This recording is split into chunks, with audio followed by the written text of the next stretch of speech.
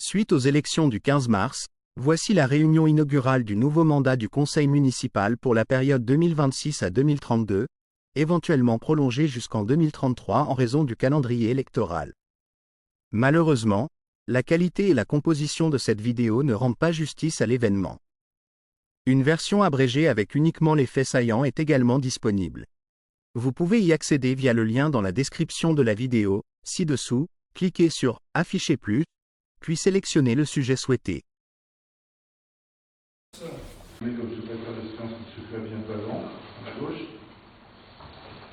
Et deuxièmement, je voudrais faire l'appel, avant de vous quitter. Donc, M. Boumatirou. Présent. Mme Monique Leroy. Présent. M. Fabien Pavan. Oui.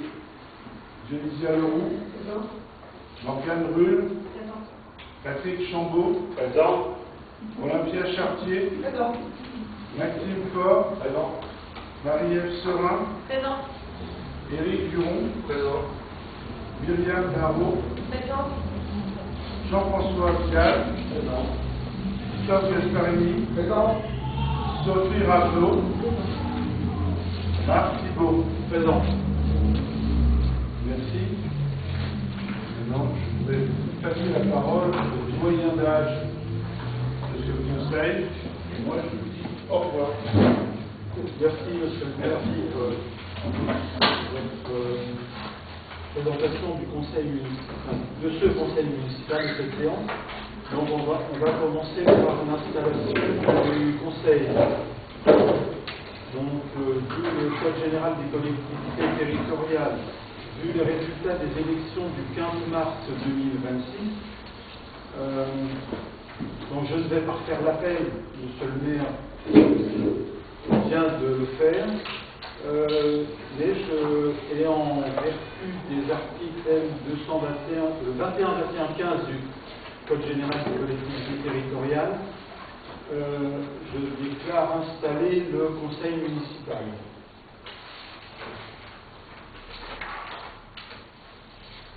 Donc on va passer maintenant à la délibération, enfin le point numéro 1, puisque les délibérations qui nous ont été transmises ne sont pas numérotées dans l'année, mais ça c'est pas grave. 09.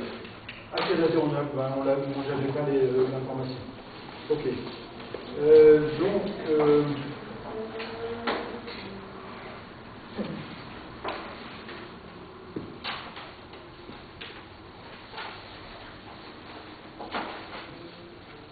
Donc l'élection du maire, elle remonte à 2026-09, je vais le rajouter.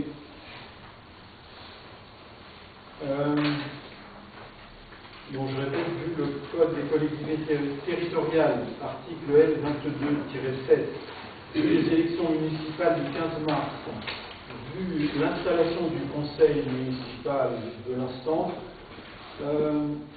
je dois vous rappeler les choses suivantes. L'élection du maire va se dérouler suivant les articles 21-24-4 du CGCT, que j'ai obligation de vous lire, et l'article 21-22-7 du même Code des collectivités territoriales. Donc article 21-22-4, le conseil municipal élit le maire et les adjoints parmi ses membres au scrutin secret. Nul ne peut être élu maire s'il n'est âgé de 18 ans révolus. Les fonctions de maire sont incompatibles avec l'exercice d'une des fonctions électives suivantes: président d'un conseil régional, président d'un conseil départemental. Les fonctions de maire sont également incompatibles avec celles du membre de la Commission européenne, membre du directoire de la Banque centrale européenne ou membre du Conseil de la politique monétaire de la Banque de France.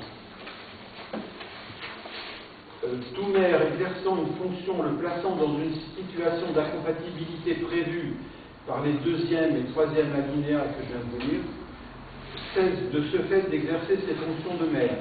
En cas de contestation, l'incompatibilité prend effet à compter de la date à laquelle la décision juridictionnelle confirmant l'élection devient définitive. Alors, article 21-22-7 du Code général des collectivités territoriales. le maire est élu au scrutin secret et à la majorité absolue. Si après 2 tours de scrutin, aucun candidat n'a obtenu la majorité absolue, pour notre cas, ce sera 8 voix, puisque le conseil municipal est complet et on est 15, il est procédé à un 3e tour de scrutin et l'élection a lieu à la majorité relative. En cas d'égalité de suffrage, le plus âgé est déclaré élu. Donc, là, on va procéder donc à l'élection.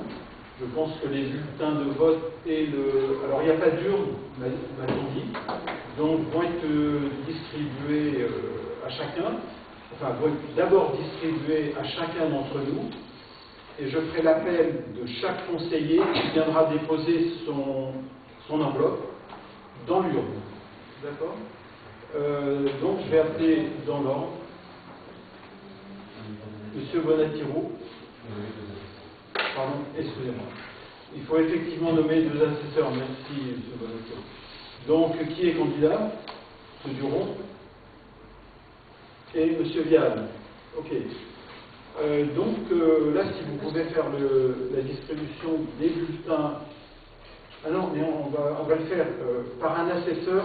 On va prendre l'ensemble des bulletins qui va se déplacer pour... là, on risque d'y passer un peu de temps.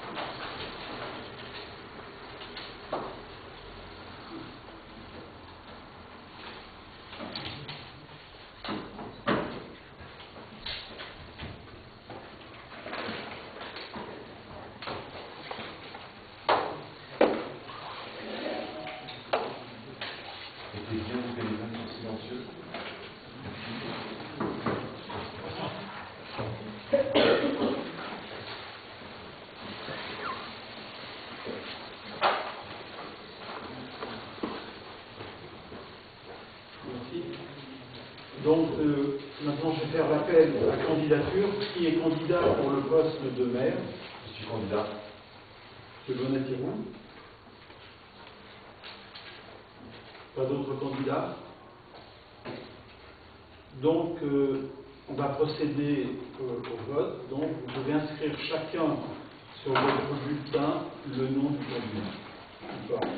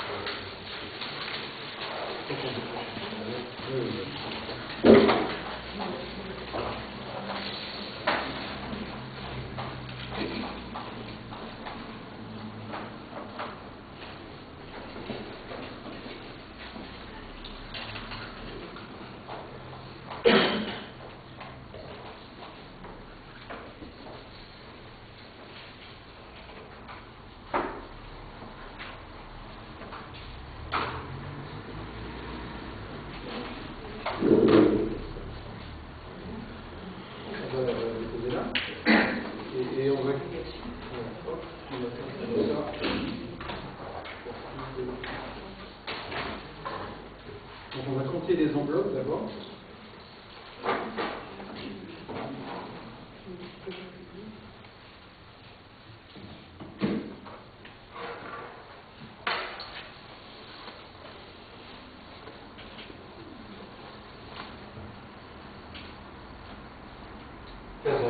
Donc on a 15 enveloppes. Donc on doit noter le nombre de conseillers présents à l'appel n'ayant pas participé. qui part au vote, donc c'est 0.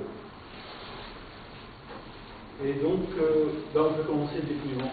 Je voulais enlever j'énoncerai le nom du candidat.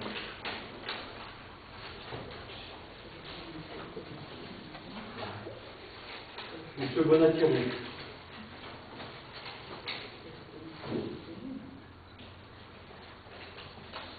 Monsieur Bonatirou.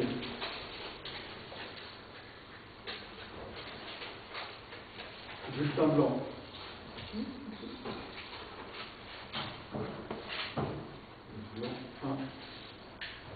Monsieur Bonatirou. Bulletin blanc. Monsieur Bonatirou. Monsieur Bonatirou. Monsieur Bonatirou.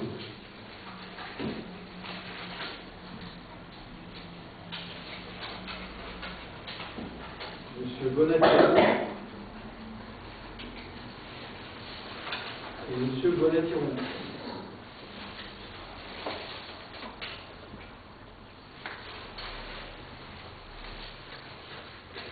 Et Monsieur Bonatirou.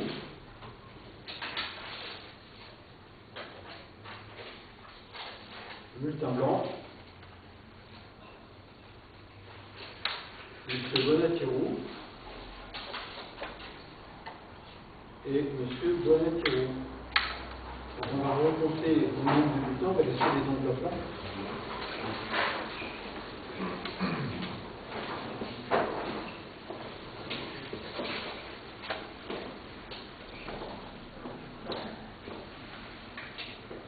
Et vous scellez en même temps. Donc, voilà. Donc, le nombre de suffrages exprimés étant de 15. Non, pardon, nombre de suffrages exprimés 12. D'accord. Et on a dit 3 blancs et 11 autres. Donc, nombre de suffrages exprimés 12 pour M. Bonatirou. Nombre de suffrages blancs 3, nombre de suffrages nuls 0.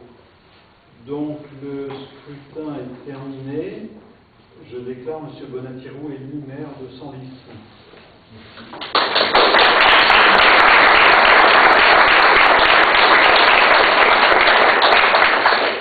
Merci. Donc je déclare aussi accepter cette fonction. Oui, tout en étant immédiatement installé dans cette fonction.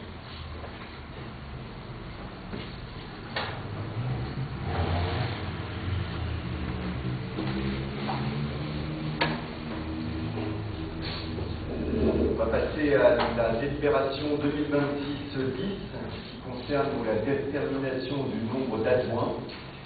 Dans notre commune, nous avons donc 15 membres et on peut avoir jusqu'à 30% de l'effectif légal de ce conseil municipal en termes d'adjoints, qui en donne 4. Je propose pour la commune de Senlis la détermination à 3, le poste d'adjoint au maire, donc concernant notre commune. Je vous propose de voter. Qui s'abstient? Qui vote contre?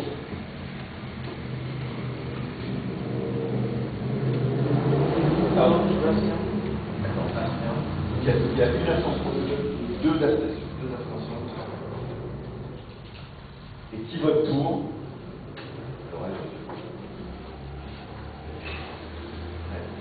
Donc la délibération est donc acceptée.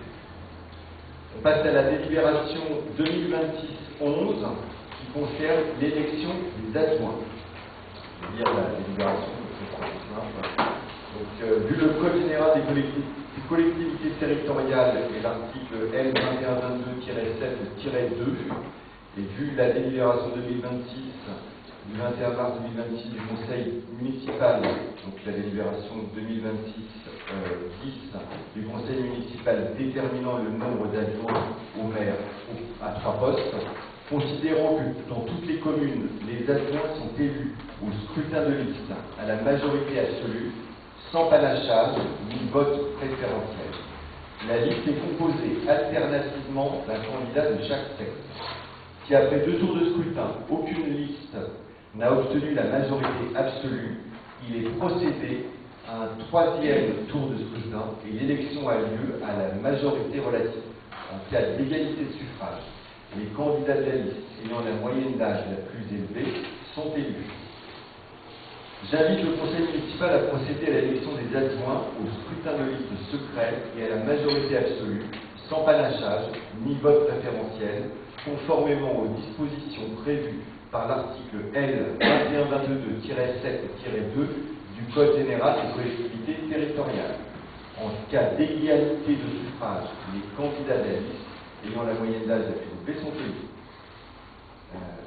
Au premier tour de scrutin, le dépouillement, donc on va avoir 15. Alors, tout d'abord, qui sont les candidats? Est-ce qu'il y a une première liste de candidats?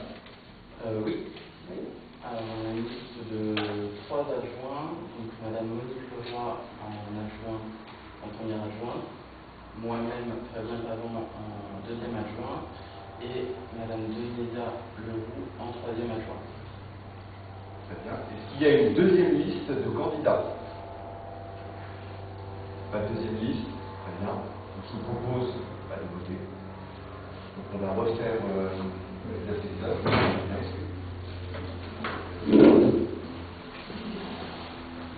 Redistribuer.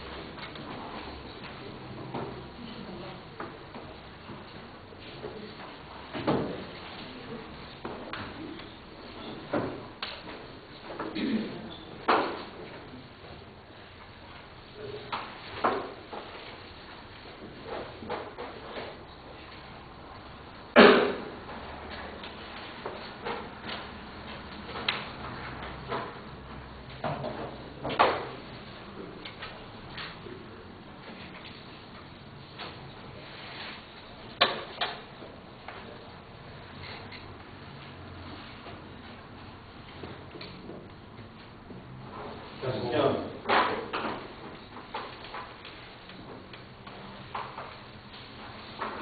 Je propose d'ouvrir.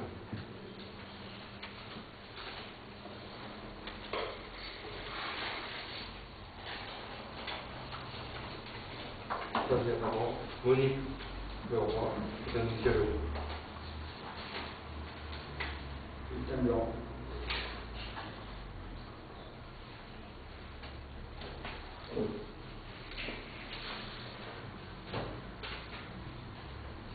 Fabien Parent, Monique Leroy, Denis Gallo.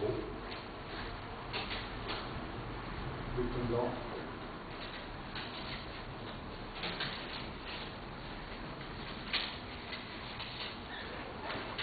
Leroy Parent, Leroux. Leroy, Pavant, Leroux.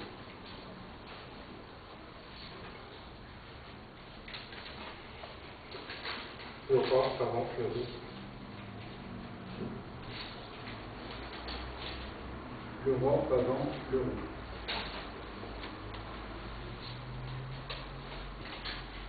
Leroy Parent, Leroux. Leroy, Pavant, Leroux.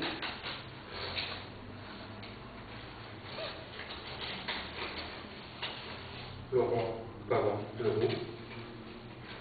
Lucien Blanc.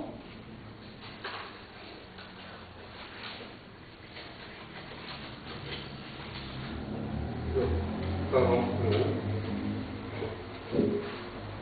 Leroy, Pavant, Leroux.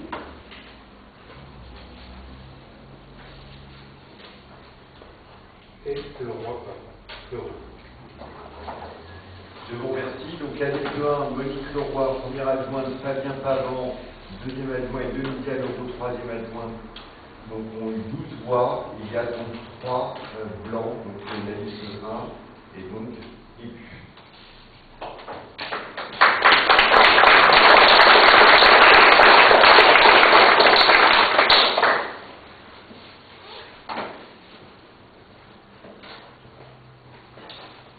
On va passer à la charte de l'élu local.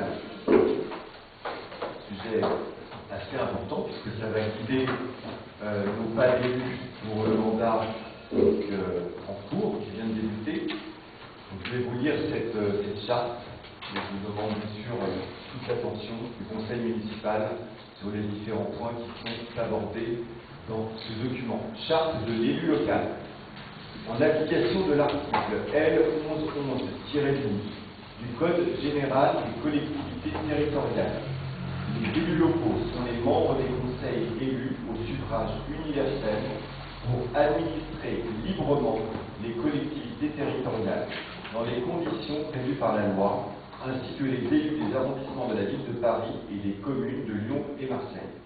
Tout mandat local se distingue d'une activité professionnelle et s'exerce dans des conditions qui lui sont propres. Il se traduit par des droits et des devoirs prévus aux articles L1111-13 et L1111-14. Ces dispositions constituent la charte de l'élu local. Petit 1. Dans l'exercice de son mandat, l'élu local s'engage à respecter les principes de liberté, d'égalité, de fraternité et de laïcité, ainsi que les lois et les symboles de la République. L'élu local exerce ses fonctions avec impartialité, diligence, dignité, probité et intégrité. Dans ce cadre, il poursuit le seul intérêt général à l'exclusion de tout intérêt qui lui soit personnel, direct. Intégrité. Dans ce cadre, il poursuit le seul intérêt général à l'exclusion de tout intérêt qui lui soit personnel, directement ou indirectement, ou de tout autre intérêt particulier. L'élu local veille à prévenir ou à faire cesser immédiatement tout conflit d'intérêts réprimé par la loi.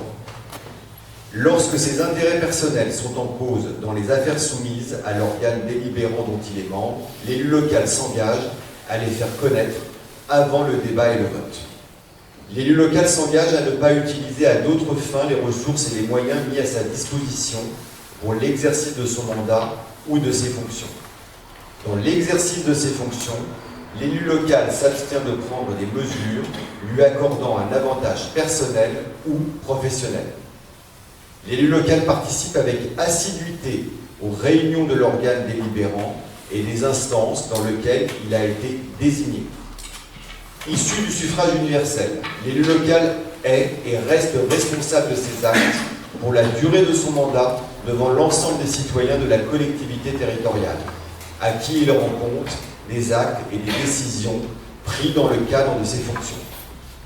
L'élu local déclare, dans un registre tenu par la collectivité territoriale, les dons, avantages et invitations d'une valeur qu'il estime supérieure à 150 € dont il a bénéficié en raison de son mandat. Ne sont pas soumis à cette obligation déclarative les cadeaux d'usage et les déplacements effectués à l'invitation des autorités publiques françaises ou dans le cadre d'un autre mandat électif. Les élus locaux peuvent bénéficier du versement d'une indemnité pour l'exercice effectif de leurs fonctions électives et de la prise en charge des frais exposés dans ce cadre dans des conditions prévues à la loi. Les élus locaux sont affiliés pour l'exercice de leur mandat au régime général de la sécurité sociale dans les conditions définies à l'article L. 382-31 du Code de la sécurité sociale et à des régimes spéciaux définis par le Code général des collectivités territoriales. Les élus locaux bénéficient à l'occasion de leurs fonctions d'une protection organisée par la collectivité territoriale, conformément aux règles fixées par le Code pénal, les lois spéciales et le Code général des collectivités territoriales.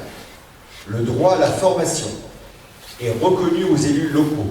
Il s'exerce dans des conditions fixées par le Code général des collectivités territoriales. Toute personne titulaire d'un mandat local bénéficie, dans des conditions prévues par la loi, de garanties accordées dans l'exercice du mandat et à son issue, et permettant notamment de concilier celui-ci avec une activité professionnelle ou la poursuite d'études supérieures. Pour finir, tout élu local peut consulter un référent déontologue chargé de lui apporter tout conseil utile au respect des principes mentionnés à l'article L. 1111-13 du Code général des collectivités territoriales. On vous remettra bien sûr ce document, comme ça vous pourrez le garder précieusement, voire l'afficher chez vous. On va passer à la délibération des délégations consenties au maire par le conseil municipal. Donc c'est la délibération 2026-012. Une délibération assez longue et assez technique. Je demande au conseil municipal si ce conseil veut que je lise l'intégralité de ce document. Vous voulez répéter? Oui, je vous pose la question. Est-ce que vous voulez que je lise l'intégralité de cette délibération qui fait 4 pages? Dans la mesure où on l'a déjà vu. C'est une délibération très importante, donc je pense que... Donc, eh bien, on va aller.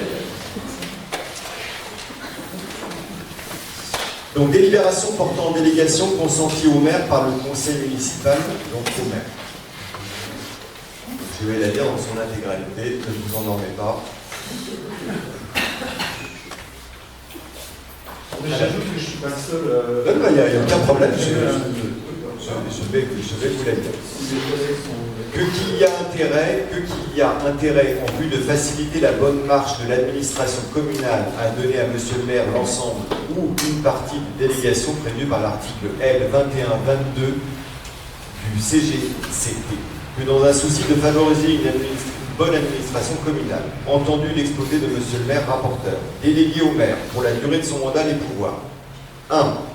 D'arrêter et modifier l'affectation des propriétés communales utilisées par les services publics municipaux et de procéder à tous les actes de délimitation des propriétés communales. 2. De fixer dans les limites déterminées par le conseil municipal de 2 500 € par droit unitaire les tarifs des droits de voirie, de stationnement, de dépôt temporaire sur les voies et autres lieux publics et d'une manière générale, des droits au profit de la commune et n'ayant pas un caractère fiscal, ces droits pouvant le cas échéant faire l'objet de modulations résultant de l'utilisation de procédures dématérialisées dans les limites suivantes. De procéder dans les limites fixées par le conseil municipal de 100 000 € à la réalisation des emprunts destinés au financement des investissements prévus par le budget et de passer à cet effet les actes nécessaires dans les limites ci-après. Emprunt à court, moyen et long terme, emprunt en euros, emprunt à taux fixe. De procéder aux opérations financières utiles à la gestion des emprunts et de passer à cet effet les actes nécessaires, les délégations consenties en application du présent article sont limitées à l'exercice en cours. De prendre toute décision concernant la préparation, la passation, l'exécution et le règlement de marché et des accords cadres, ainsi que toute décision concernant leurs avenants, lorsque les crédits sont inscrits au budget, notamment pour les marchés et accords cadres de fourniture courante et d'un service d'un montant inférieur à 221 000 € hors taxe et des marchés et accords cadres de travaux d'un montant inférieur à 250 000 € hors taxe. Les modifications de ces marchés ou accords cadres qui n'entraînent pas une augmentation du montant du contrat initial supérieur à 10% pour les marchés et accords cadres de fourniture courante et les services et de 15% pour les marchés et accords cadres de travaux. Les marchés publics négociés sans publicité, une mise en concurrence préalable pour répondre à un besoin dont la valeur estimée est inférieure à 25 000 € hors taxe. L'acheteur veillera à choisir une offre pertinente, à faire une bonne utilisation des deniers publics et à ne pas contracter systématiquement avec un même opérateur économique lorsqu'il existe une pluralité d'offres susceptibles de répondre aux besoins. De décider de la conclusion et de la révision du louage des choses pour une durée n'excédant pas 10 ans, notamment pour la mise à disposition à titre gratuit d'un local communal dans certaines circonstances, la location ou le non-renouvellement d'une location et la signature d'un contrat d'occupation du domaine public. Les choses énumérées ci-dessus ne sont pas limitatives. De passer des contrats d'assurance et également depuis la loi du 20 décembre 2007 relative à la simplification du droit, d'accepter les indemnités de sinistres afférentes à des contrats, notamment en ce qui concerne les contrats d'assurance nécessaires aux besoins de la commune, tels que assurance des biens immobiliers, assurance des véhicules et risques annexes, responsabilité civile, assurance des personnels, des élus. De créer, modifier ou supprimer les régies comptables nécessaires au fonctionnement des services municipaux. Ainsi, le maire pourra prendre des décisions concernant la création, la modification ou la suppression des règles pour le fonctionnement des services municipaux. Régie recettes, activités périscolaires, cantine, garderie, concessions, cimetières, etc. Régie de dépenses, 500 € en numéraire. De prononcer la délivrance et la reprise de concessions dans le cimetière de Senlis, pour ce qui concerne tous les types de concessions, temporaires, trentenaires, cinquantenaires. Le maire pourra intervenir dans la reprise des concessions non renouvelées dans le délai de 2 ans suivant la date d'échéance. D'accepter les dons et legs qui ne sont grévés ni de conditions ni de charges, à condition qu'elles respectent les compétences légales de la commune et l'intérêt public. De décider de l'aliénation de gré à gré de biens immobiliers jusqu'à 5 000 €. De fixer des rémunérations et régler des frais d'honoraires et honoraires des hommes de loi et experts. Le maire pourra ainsi fixer les tarifs de ces professionnels et procéder à la négociation de ces rémunérations le cas échéant. De fixer dans les limites de l'estimation des services fiscaux, domaine et du montant des offres de la commune à notifier aux expropriés. De fixer les reprises d'alignement en application d'un document d'urbanisme, notamment le plan d'alignement, ou de prendre un arrêté d'alignement individuel. D'exercer au nom de la commune des droits de préemption définis par le Code de l'urbanisme, la délégation de l'exercice de ces droits à l'occasion de l'aliénation d'un bien, selon les dispositions prévues à l'article L. 2111-2 ou au premier alinéa de l'article L. 213-3 du même code dans les conditions suivantes. Géographique, limitée à certaines parties de la commune, financière, limitée à 5 000 €. L'arrêt à tout à la fin. D'intenter au nom de la commune des actions en justice ou de défendre la commune dans les actions intentées contre elle, notamment toute action contentieuse devant toutes les juridictions en défense comme en recours, et de transiger avec les tiers dans la limite de 1 000 €. De régler les conséquences dommageables des accidents dans lesquels sont impliqués des véhicules municipaux dès lors que ces dommages n'excèdent pas un montant de 5 000 €, dès lors que ces dommages sont couverts par les contrats d'assurance véhicules souscrits par la commune. De réaliser des lignes de trésorerie sur la base d'un montant maximum autorisé par le conseil municipal. D'autoriser au nom de la commune le renouvellement de l'adhésion aux associations dont elle est membre. La compétence du maire est limitée au renouvellement Le conseil municipal reste compétent pour les adhésions initiales. De demander à tout organisme financier, l'État ou d'autres collectivités territoriales et d'autres organismes publics, tant en fonctionnement qu'en investissement, dès lors que l'opération s'inscrit dans les dispositifs existants ou nouvelles opérations, votées par le conseil municipal, l'attribution des subventions. De procéder au dépôt des demandes d'autorisation d'urbanisme relatives à la démolition, à la transformation ou à l'édification des biens municipaux. Ainsi, le maire pourra procéder à la signature des demandes, permis de démolir, permis de construire modificatif, déclaration préalable des travaux, permis d'aménager, en vue de la réalisation des travaux nécessitant des autorisations d'urbanisme. De réaliser les lignes de trésorerie sur la base d'un montant maximum autorisé par le conseil municipal, par exemple fixé à 100 000 € par année civile. D'exercer ou de déléguer en application de l'article L 214-1-1 du Code de l'urbanisme ou au nom de la commune et dans les conditions fixées par le conseil municipal, par exemple pour un montant inférieur à 500 000 €, le droit de préemption défini par l'article L 214-1 du même code. D'exercer au nom de la commune le droit de propriété défini aux articles L 240-1 à L 240-3 du Code de l'urbanisme ou de déléguer l'exercice de ce droit en application des mêmes articles dans les conditions suivantes. De prendre les décisions mentionnées aux articles L 523-4 et L 523-5 du Code du patrimoine relatives à la réalisation des diagnostics d'archéologie préventive prescrits pour les opérations d'aménagement ou de travaux sur le territoire de la commune. De procéder dans des conditions suivantes, par exemple pour les projets dont l'investissement ne dépasse pas, au dépôt des demandes d'autorisation d'urbanisme relatives à la démolition, à la transformation ou à l'édification des biens municipaux. D'exercer au nom de la commune le droit prévu aux articles 1 de l'article 10 de la loi numéro 75-1351 du 31 décembre 1975 relative à la protection des occupants de locaux à l'usage d'habitation. D'ouvrir et d'organiser la participation du public par voie électronique prévue au 1 de l'article L 123-19 du Code de l'environnement. Voilà, c'est une délibération qui consiste à donner les délégations donc, au maire. Est-ce qu'il y a des questions? Oui, j'ai deux questions. Différence entre la 17 et la 21. Alors, la 17 et la 21.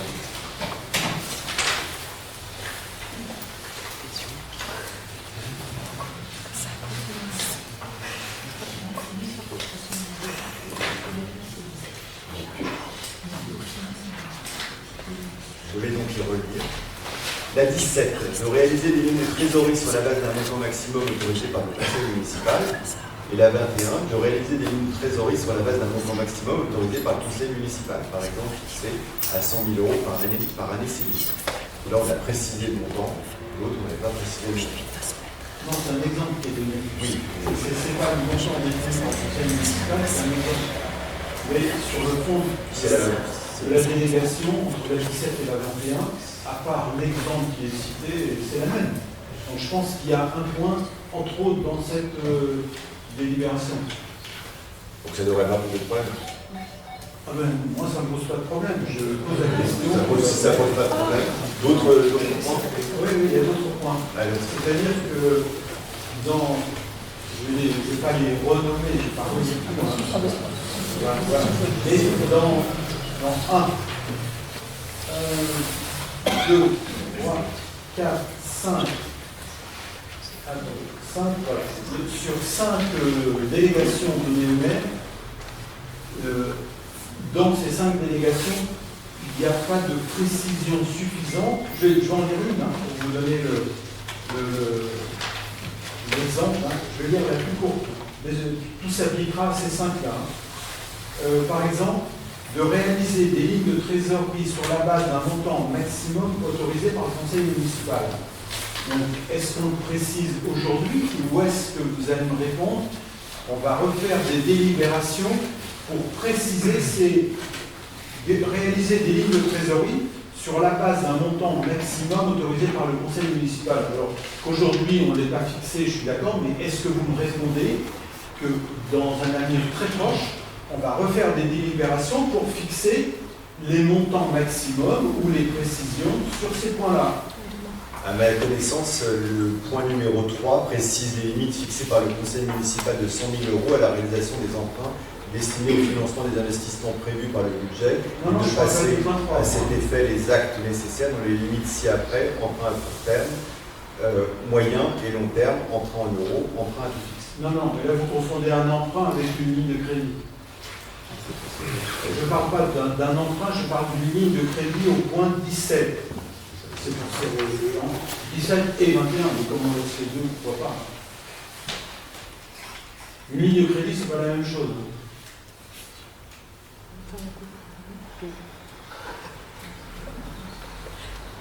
C'est une délibération, M. Thibault, qui a été proposée par ingénierie, donc on a repris cette délibération, on ne l'a pas inventée spécifiquement pour la République de Senlis. Elle est conforme en tout cas à ce qui est pris dans les autres collectivités. Est-ce qu'on précise aujourd'hui les limites de cette délégation d'une ligne de trésorerie, je répète, sur la base d'un montant maximum autorisé par le conseil municipal? Oui, du montant, voilà, c'est aussi simple que ça. Et c'est vrai pour 4 autres points. Donc, alors, peut-être vous allez me répondre que... On peut préciser le conseil municipal, si vous êtes d'accord. Si le conseil municipal accepte qu'on modifie cette délibération et qu'on précise que la ligne de trésorerie peut être de 100 000 €, moi, j'en y vois pas d'inconvénient. Il faut que le conseil municipal, dans son intégralité, puisse donner son accord pour modifier, lors de cette séance, cette délibération. Parce qu'il y a des oppositions sur la modification de cette délibération. Donc on va donc faire figurer, M. Thibault, quel sera le bon texte pour partager ce soir. Non, mais dites-nous le texte que vous souhaitez voir. Il n'y a pas que celle-là. Non, mais je suppose qu'il y en a plein. Non, il n'y a pas que. Je dis 5 tout à l'heure, si je l'écoutais attentivement. Je vous écoute attentivement. Ça fait 6 ans que je fais ça. Donc,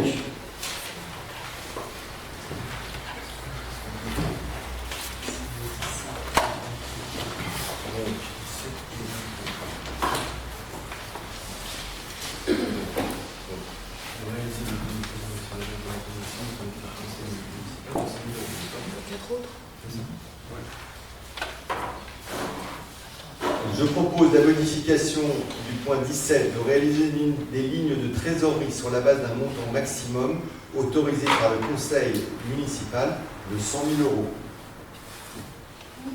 Ok. Bon. Ouais.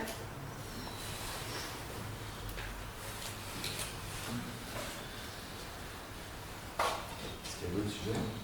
Oui. Donc c'est le point 2.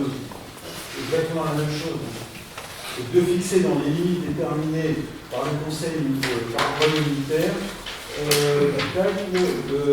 et n'ayant pas un caractère, je relis pas tout, n'ayant pas un caractère de droit, pouvant le cas échéant faire l'objet de modulation résultant de l'utilisation des procédures dématérialisées dans les limites suivantes. Quelles sont les limites suivantes? Parce que là, la phrase n'est pas terminée pour moi, donc quelles sont les limites suivantes? On va donc modifier cette délibération, on va supprimer dans les limites suivantes.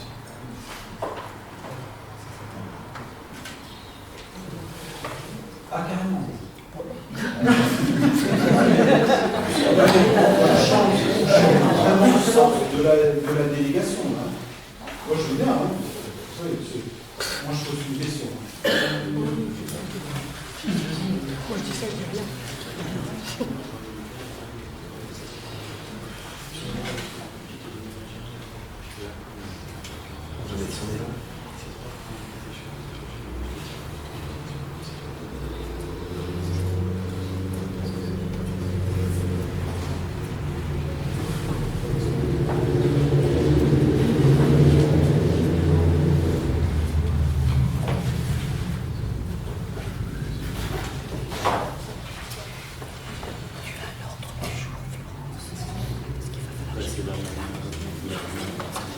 On va donc mettre 100 000 €.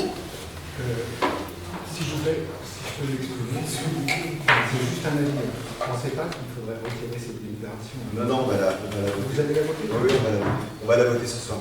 D'accord. D'accord. Donc, je propose de modifier donc l'utilisation des procédures dématérialisées dans la limite de 100 000 euros. 100 000 euros.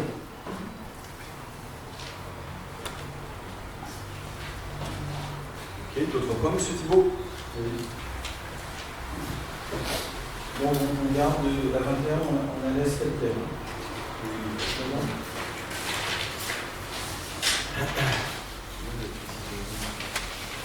Donc, la 22. Exercer ou de déléguer en application de l'article 214-1-1 du Code de l'urbanisme au nom de la commune et dans les conditions fixées par le conseil municipal. Et là, il y a un exemple qui est donné, mais c'est peut-être pas le chiffre que l'on va retenir. Donc, moi, je souhaiterais qu'on y mette un chiffre. Quoi.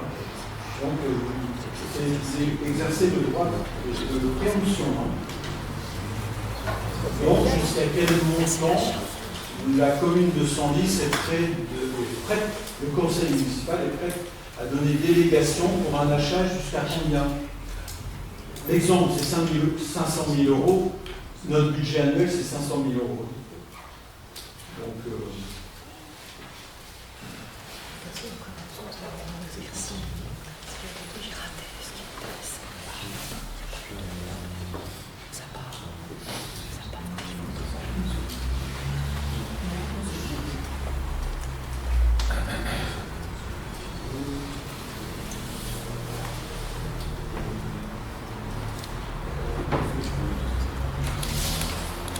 Je propose le montant de 250 000 euros.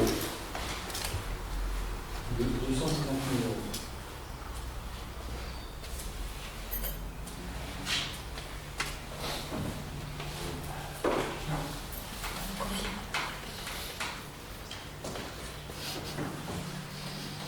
Alors la 25, c'est pareil. De procéder dans les conditions suivantes, et là entre parenthèses, il est écrit par exemple pour les projets dont l'investissement ne dépasse pas, donc de vous autoriser au dépôt des demandes d'autorisation d'urbanisme relatives à la démolition, à la transformation ou à l'édification des biens municipaux. Donc quel sera le seuil? Parce que là, il n'y a pas de seuil non plus de noter dans cette délégation. Alors là, c'est pas une question de seuil, vu que c'est juste un dépôt d'autorisation, il n'y a pas de sujet, il faut juste enlever. Si, il y a un sujet. Bah non, il n'y a pas de sujet. Ah bon? Bah, je sais pas, quand vous déposez un permis de procéder construire. dans les conditions suivantes. Donc Oui, mais la l'investissement. phrase est mal formulée. Ah ben non, je sais pas, moi si la phrase, c'est vraiment qui est rédigée. Donc, Monsieur Thibault, quand vous déposez un permis de construire, oui. vous ne stipulez pas un montant dans le permis de construire. Donc là, c'est juste une autorisation au maire de déposer des autorisations d'urbanisme. Mais un pétitionnaire qui dépose un permis de construire, il connaît la valeur. Oui, mais c'est pas une pièce qui est valable au code de l'urbanisme quand on dépose des autorisations d'urbanisme. Bah, désolé. Non, quand un pétitionnaire, je me répète, dépose un permis de construire, c'est évident qu'il a un budget sur son projet et qu'il dépose un permis de construire. C'est obligatoire, puisqu'il a fait l'objet d'une étude, d'un architecte, etc. Donc, et là, c'est bien précisé. C'est vous qui le précisez, alors moi je ne fais que lire. Hein. Mais ça peut changer un permis de construire, le prix peut S'il vous plaît, changer. s'il vous plaît, vous ne pouvez pas intervenir. S'il vous plaît.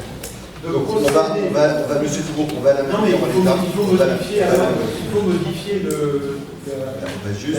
la délégation donnée. Pourquoi il écrit en toutes lettres, par exemple, pour les projets dont l'investissement ne dépasse pas un investissement, ça se On va donc supprimer la parenthèse, par exemple, pour les projets dont l'investissement ne dépasse pas.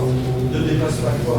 On va supprimer, monsieur Thibault, on va supprimer la parenthèse, par exemple, pour les projets dont l'investissement ne dépasse pas. On ne supprime pas. On supprime toute la... Non, je viens de préciser qu'on supprimait la parenthèse, par exemple, pour les projets dont l'investissement ne dépasse pas. Okay.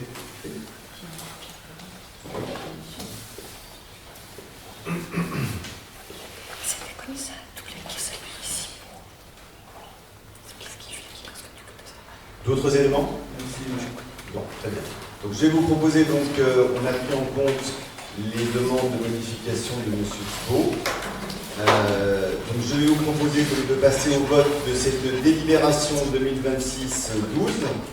Donc, pardon.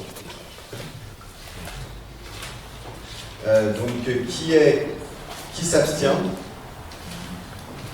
Qui est pour?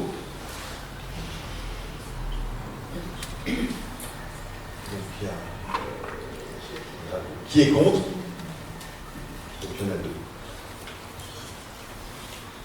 Donc on a intégré vos modifications et vos décos.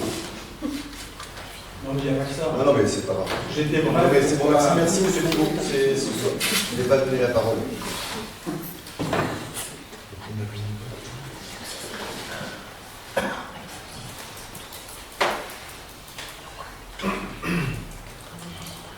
Je vais passer donc à la délibération 2026-13 qui concerne le versement des indemnités de fonction du maire et aux adjoints du maire. Vous avez eu communication du tableau annexe récapitulant l'ensemble des indemnités allouées avec la proposition de répartir l'indemnité prévue pour le 4e adjoint qui n'a pas été mis en place sur la commune de Senlis pour 4 conseillers qui auront des délégations spécifiques, délégation communication, délégation animation et culture, délégation animation et culture et délégation jeunesse et seniors. C'est un arrêté qui sera pris la semaine prochaine. Donc je vais vous proposer donc, de voter donc, sur cette délibération, sauf si bien sûr le conseil veut que je la lise dans son intégralité. Bon, personne, très bien. Qui est contre? 2. Qui s'abstient? Donc, très bien. Je vous remercie.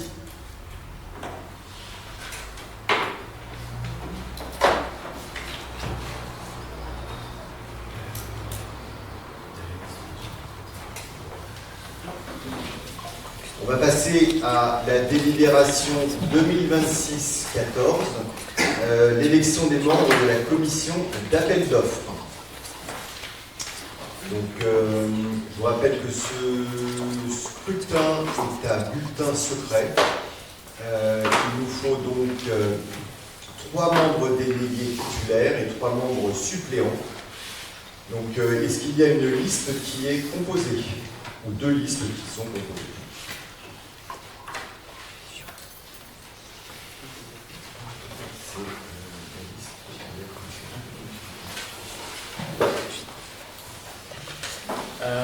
Alors moi je vous propose une liste composée de moi-même, de M. Jean-François Vial, de Mme Dionisia Leroy en tant que titulaire. Pardon, ça va. Dionisia, je fais des mariages, pardon. Dionisia Leroy en tant que titulaire et en tant que suppléant, M. Patrick Chambaud, Mme Sophie Ravenot et M. Maxime Faure. Je vous remercie. Est-ce qu'il y a une deuxième liste qui est proposée? Merci. Et donc on va revoter. Est-ce qu'on peut voter à... Ah ben on peut, si tout le monde est d'accord, on fait un vote par à main levée, ça sera peut-être plus rapide et plus drôle. Est-ce que ça vous va? Est-ce que tout le monde est d'accord pour faire un vote à main levée? Oui. Donc qui est d'accord sur cette liste? Levez la main. Ok, donc il y en a combien? Qui est contre? Qui s'abstient? Donc on a 2 abstentions. Je vous remercie.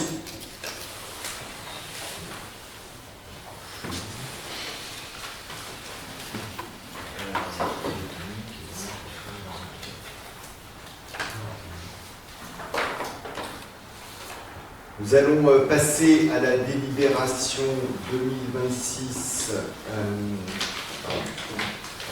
15 qui concerne le renouvellement de la commission communale des impôts directs.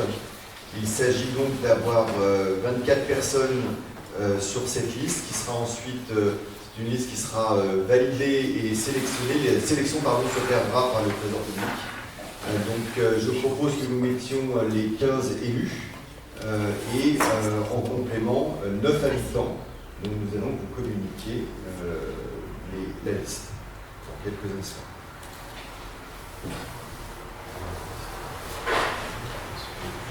Excusez-moi, j'ai pas très bien compris le nombre des membres de la CCID. Pardon?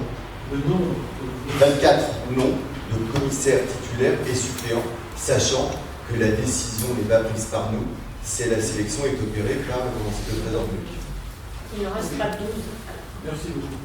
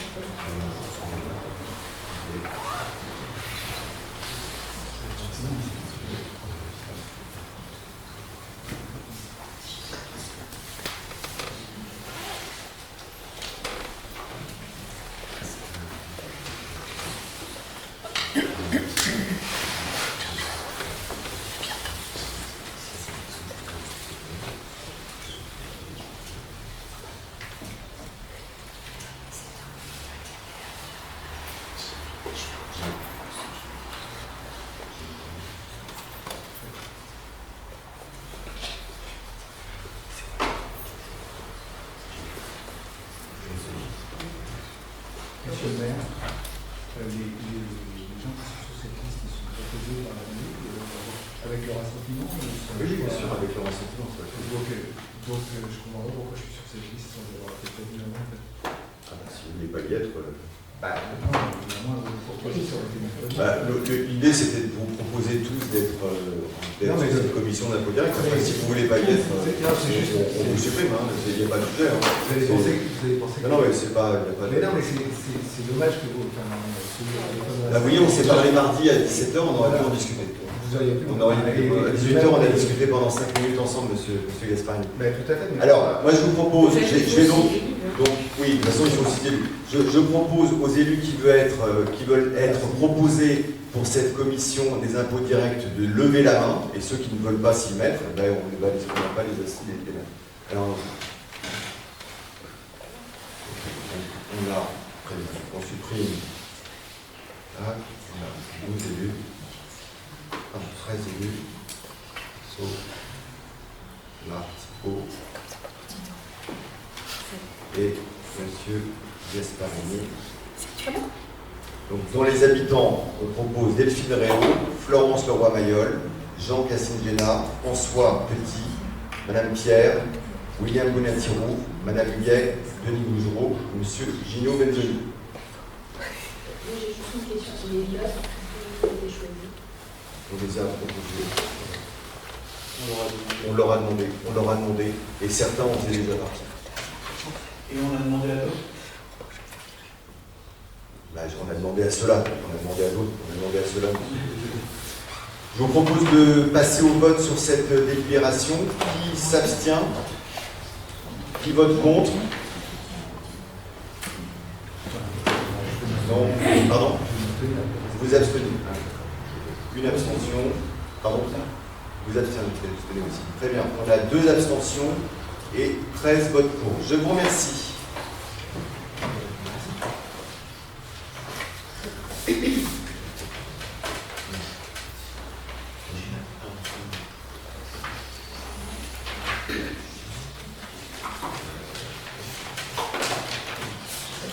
Nous allons passer. Pardon.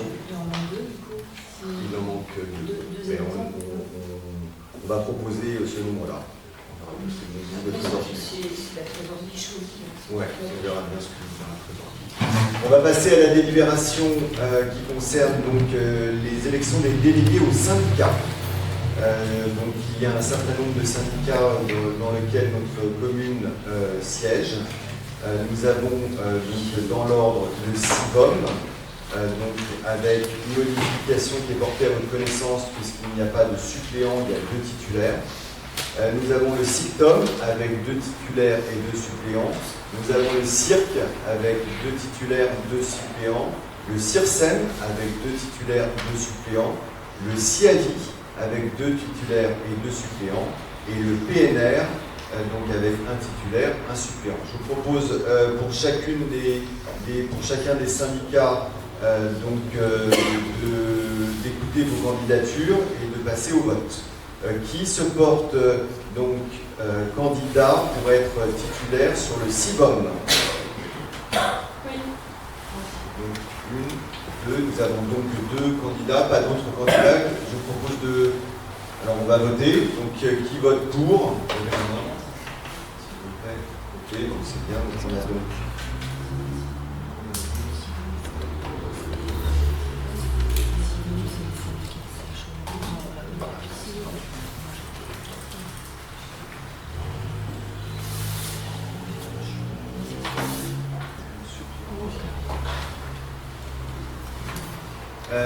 le SICTOM, donc 2 titulaires, 2 suppléants. Qui veut être, se propose pour être titulaire? Denise Alourou, Olympia Chartier, personne d'autre. Donc, tout le monde est d'accord?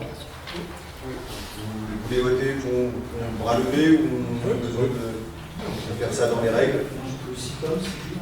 Pardon, SICTOM, on a donc... C'est Denise Leroux et Olympia Chartier. Voilà. Et pour les 2 suppléants qui se portent, donc on a Jean-François Vial et Morgane Rull. Tout le monde est d'accord? Oui. Oui.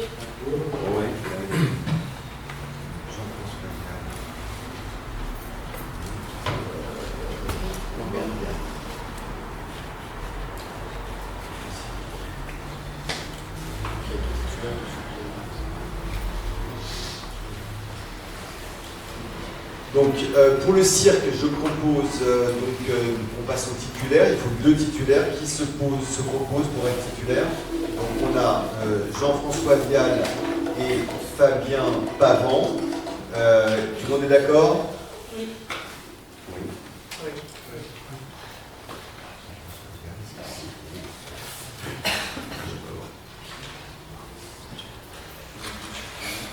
On passe maintenant au suppléant. Qui se propose pour être suppléant?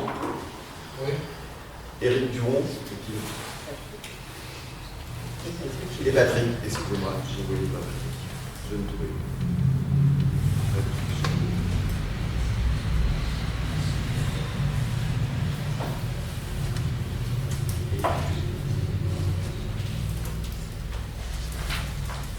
On passe au CIRSEM, donc il nous faut donc 2 titulaires qui se portent candidats.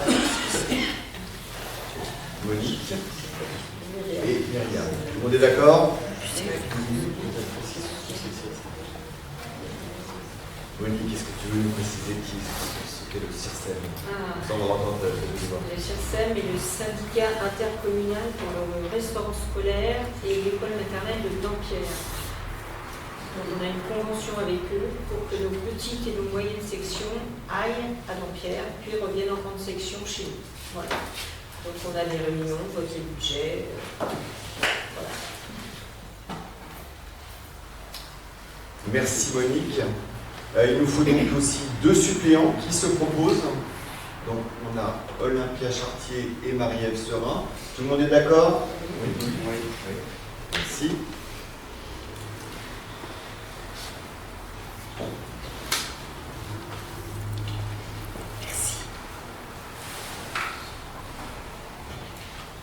On passe au CIAVI.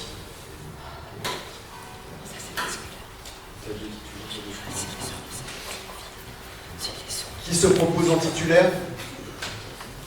Donc, Patrick Chambaud et Jean-François Vial, tout le monde est d'accord?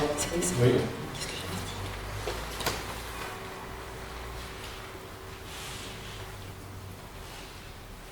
2 suppléants, s'il vous plaît? Oui. Éric Duron et Fabien Pavant. On est d'accord? Oui.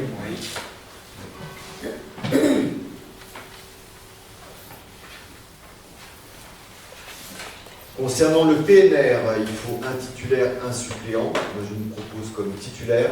On est d'accord? Oui.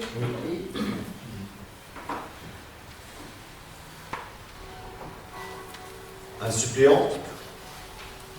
Donc on a deux, alors on va faire un vote. À main levée, si vous êtes tous d'accord.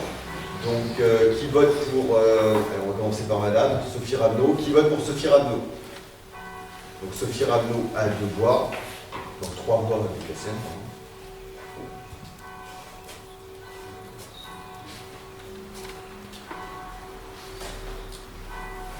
Je vous propose de voter pour Patrick Chambaud. Qui vote pour Patrick Chambaud? Donc Patrick Chambaud a donc 12 voix. C'est Patrick Chambaud qui sera donc le suppléant. Je vous remercie. On passe à une... Alors, c'est pas une délibération, puisqu'en réalité, c'est plutôt une communication. Donc, concernant la CCHVC, le titulaire est de facto le maire et le suppléant, la première adjointe, en l'occurrence, Madame Leroy. Comme vous avez pu le lire, on a ensuite le maire qui est le correspondant défense et le correspondant gala sur les informations en cas d'alerte. Je crois que nous en avons terminé pour les délibérations.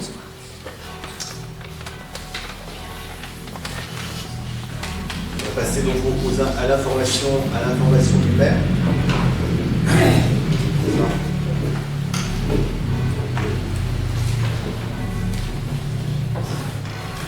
Ce soir, sur le conseil municipal de la mandature.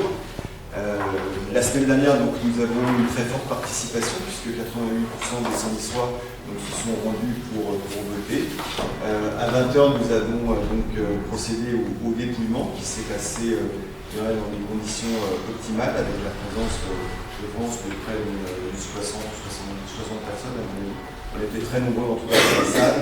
Et ce dépouillement s'est passé dans les règles électorales les plus parfaites, puisque le PV qui a été signé par l'ensemble des personnes présentes, assesseurs, délégués, secrétaires, etc., n'a vu aucune mention figurer.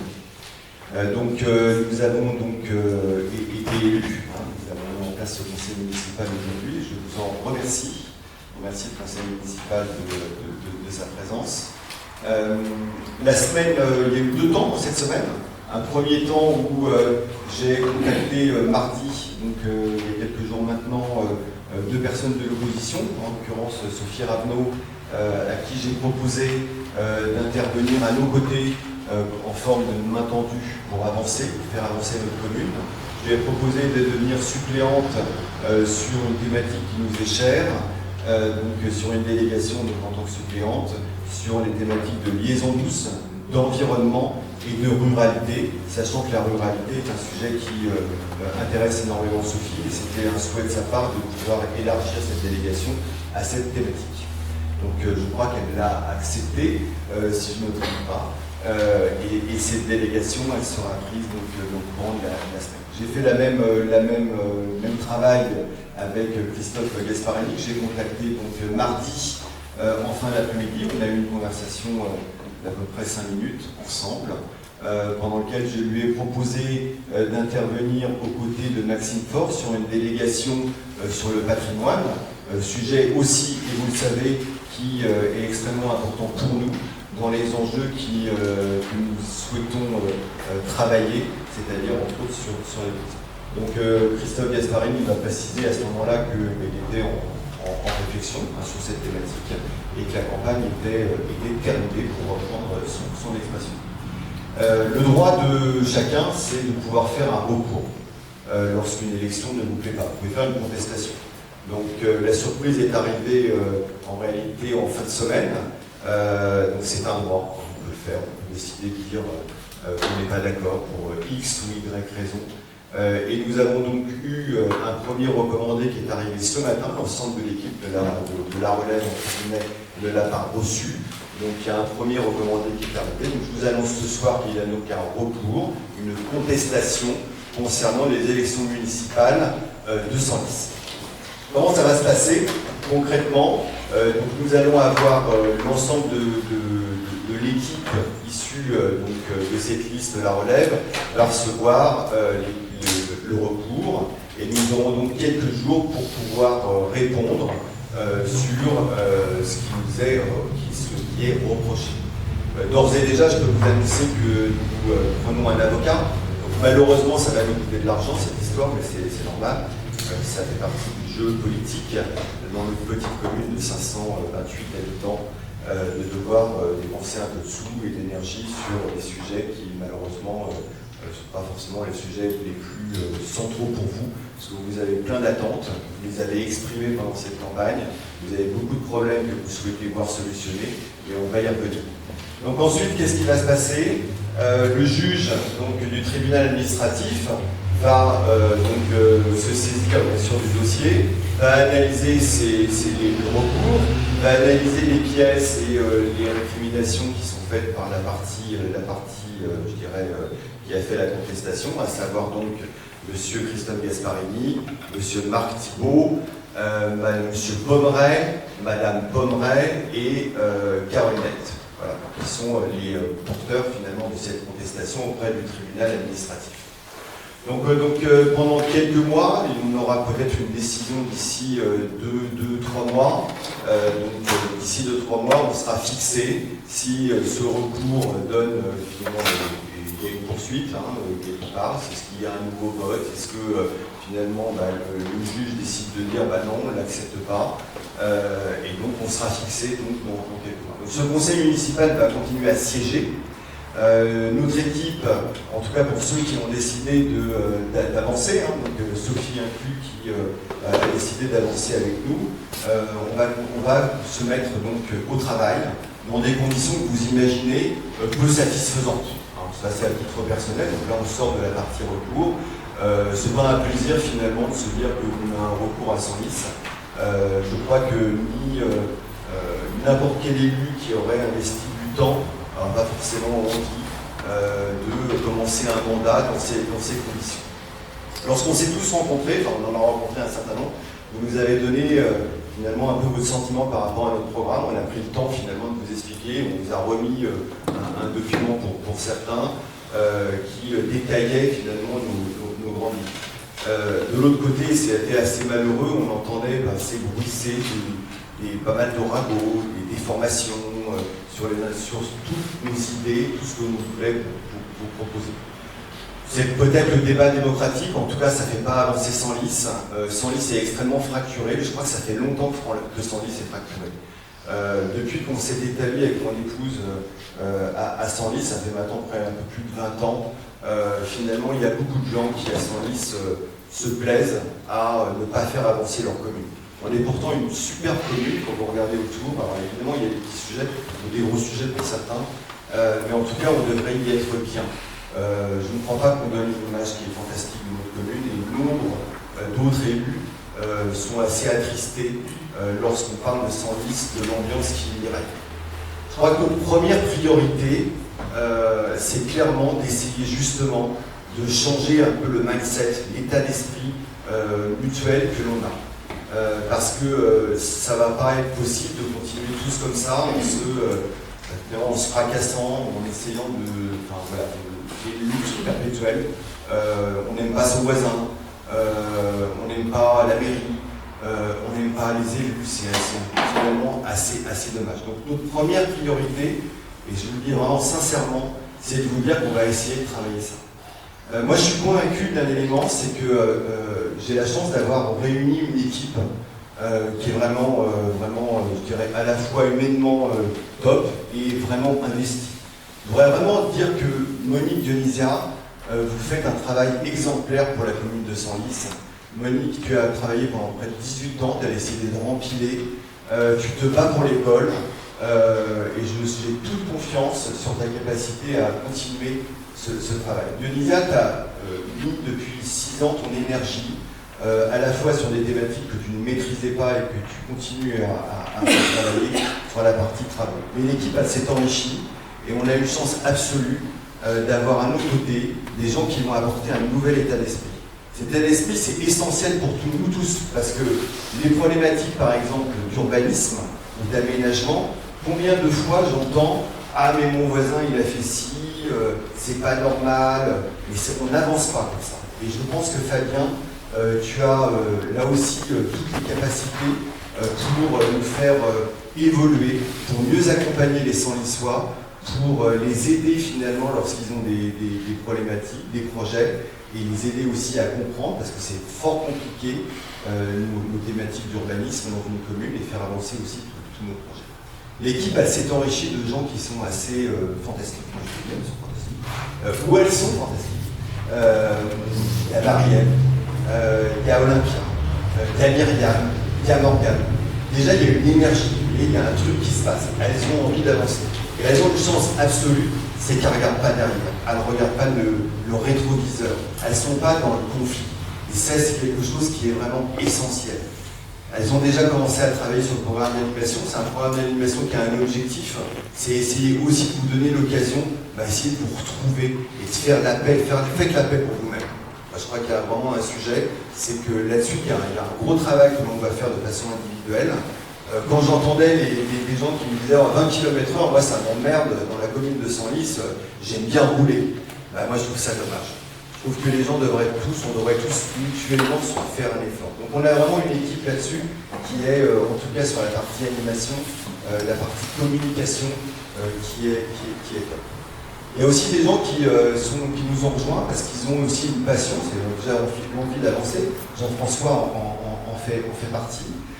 Sur la thématique, pas uniquement la thématique travaux, mais par exemple avec Patrick, c'est de se démener pour continuer à embellir et faire avancer notre commune, pour lui trouver des petites touches successives qui vont l'améliorer, qui vont améliorer l'esthétique, qui vont améliorer les lieux. On l'a détaillé, on reviendra dessus dans les prochaines semaines par rapport à notre programme. On a un autre sujet avec Eric qui nous attire, enfin qui nous donne envie, c'est de travailler aussi sur le cimetière. Quand on voit, par exemple, des tombes qui sont laissées à l'abandon, ou des tombes qui sont en train de s'effondrer, et dont les propriétaires ou les familles ne s'en occupent pas, on trouve ça relativement dommage. Donc, ce que je voulais vous dire, c'est que déjà, il y a une équipe qui est en route. Sophie a décidé, je la remercie, d'apporter aussi sa dynamique, et je trouve que c'était justement, et nombreux Senlissois nous ont dit, mais essayer d'avancer. Donc moi j'ai tendu la main, malheureusement la main, on me l'a coupée, on a coupé en tout cas la moitié, puisqu'un recours a été déposé, mais c'est comme ça fait partie encore une fois du jeu électoral. Il y a une troisième mi-temps, donc on refait le match, mais c'est comme ça, on a le droit de le faire. Vous avez des priorités. C'est pas facile parce que finalement vos priorités, moi j'avais anticipé, je vois Ménilde qui est extrêmement mécontente finalement, et elle a raison, des problématiques de trafic qu'il y a de la rue d'Ampierre, et je lui avais dit, j'ai d'ores et déjà pris contact avec nos financeurs, avec nos financeurs, avec le président du conseil général, avec un certain nombre d'autorités pour essayer de faire bouger les choses. Maintenant, on va se retrouver avec un truc très clair. Il faut que vous soyez tous très conscients de cette situation. On a une épée de Damoclès. Combien de temps allons-nous vivre? D'accord? C'est pas sûr qu'on va vivre très longtemps. Mais en tout cas, en tant qu'élu, rassurez-vous. On a aussi une vie ailleurs. Et voilà, on va continuer malgré tout et malgré ce vent un peu orageux qui s'installe, qui continue à s'installer sur son site. On va continuer à travailler sur vos problématiques. Donc la rue de Serlet va faire partie de nos priorités. La rue de l'Empire aussi, parce que c'est un sujet aussi sur les problématiques qui sont assez fortes avec le trafic. Et tout à l'heure, j'ai discuté avec un équipage de la gendarmerie nationale qui est présente sur la D202 et qui donc attrapait nombre malheureusement de motards et d'automobilistes qui roulaient à toute vitesse. Et je les ai remerciés de leur présence. d'ores et déjà. On a plein de sujets à aborder à Senlis, on a plein de choses à faire. On vous communiquera aussi de nombreuses informations, parce qu'il y a beaucoup d'informations tronquées qui vous ont été transmises. On a par exemple le sujet de l'endettement de Senlis. Alors c'est fantastique l'endettement de Senlis, parce que finalement ce mandat, on a rattrapé le retard qui a été accumulé pendant des décennies. Quand on a fait construire, alors je rassure, il y en a qui pensent que notre maison n'est pas bien construite, mais elle est bien construite, et c'est comme un marronnier dans la presse, ça ressort, c'est un truc, comme ça fait équiper peut-être certaines personnes. On a un sujet, c'est que quand on est arrivé ici, on nous a dit l'assainissement c'est dans 3 ans. On a fait construire en 2004. Donc 3 ans plus tard, ça fait 2007. On leur a mis près de 20 ans pour faire l'assainissement. Alors, bien sûr qu'il y en a pour qui peut-être se disent, mais finalement, il n'y avait pas de sujet, il ne fallait pas le faire l'assainissement. Mais de toute façon, c'était une obligation de le faire. Alors, on pouvait aussi choisir de continuer à mettre tous les excréments, excusez-moi de vous le dire, dans la nappe phréatique, mais il fallait bien le financer, ce sujet-là. D'accord ? Donc, on reviendra sur la partie budgétaire. Il y a un certain nombre de choses qui ont été dites qui sont fausses. C'est comme j'ai entendu, par exemple, qu'un élu disait qu'on s'était enrichi sur le dos de la mairie. L'ancien maire de Mélissa était moi-même. Je trouve ça purement scandaleux. Je pense qu'on raconte beaucoup de bêtises à Senlis et c'est très triste. On va avancer. D'accord ? On va vraiment avancer. Alors, on va avancer avec vous. Je pense que ça, c'est un élément sur lequel on doit mieux travailler. Parce que peut-être qu'on n'a pas saisi l'opportunité d'une plus grande concertation. L'idée de vous dire qu'on allait vous associer, mais comme on venait de sortir d'un mandat dégueulasse, on n'avait pas véritablement envie de vous dire on va bosser avec les Senlissois, puisque de toute façon on avait passé un mandat qui était terrible. Et j'en suis désolé pour vous de ça qui en a beaucoup souffert. Donc on va changer d'état d'esprit. J'espère que vous serez au rendez-vous de ce changement d'état d'esprit, parce que c'est vous qui allez nous aider à faire que tout ce que l'on va mettre en place peut changer. On va travailler notre programme. Maxime, je suis convaincu que tu vas nous aider sur l'église de Senlis. On a des choses à faire. C'est quelqu'un qui est... J'avais failli tout oublier. C'est quelqu'un qui est un grand professionnel dans son domaine. Ça ne changera pas, rassurez-vous, pour ceux qui ont des habitations à côté, des obligations complémentaires sur le fait que s'ils veulent faire des travaux.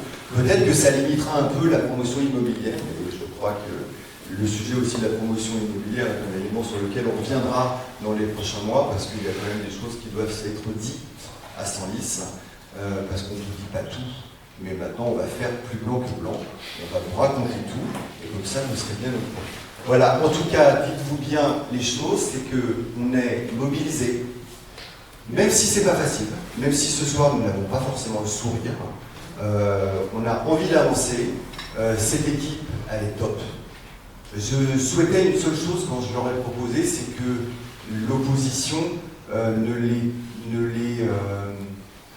leur donne pas une mauvaise idée de ce que c'est que finalement qu'un élu. Et la charte qu'on a lue tout à l'heure, elle est essentielle, parce qu'elle nous donne un peu tous les éléments sur comment on doit être un élu.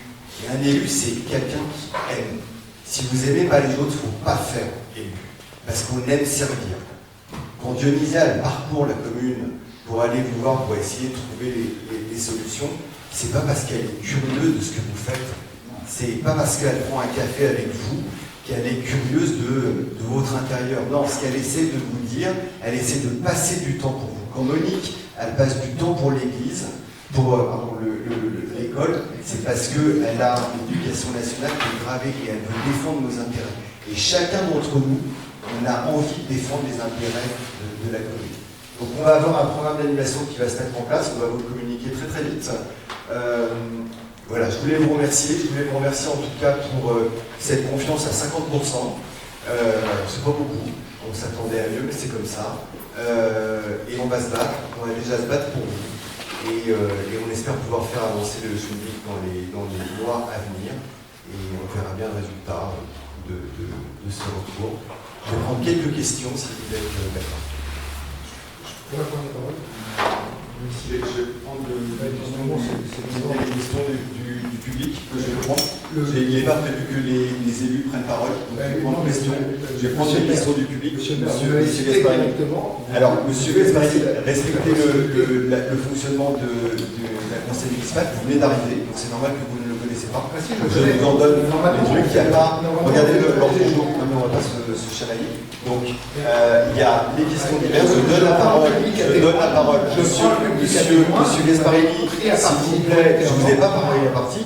Je voudrais donner la parole au public, puisque nous n'avons pas prévu une prise de parole des élus.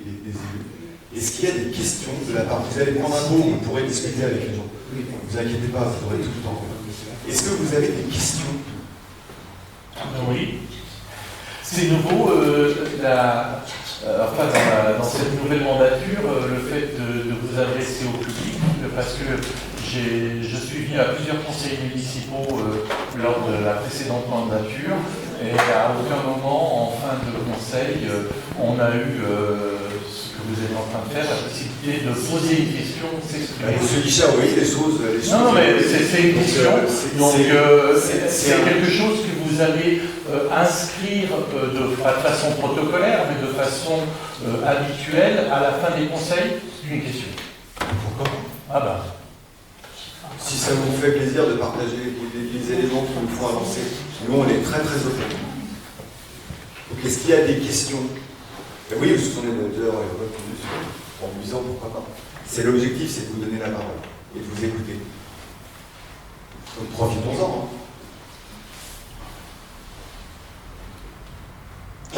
Ma question, vous la connaissez, donc, mais je pense que pour l'instant, je n'ai pas de réponse à me donner, donc je reste avec ma question.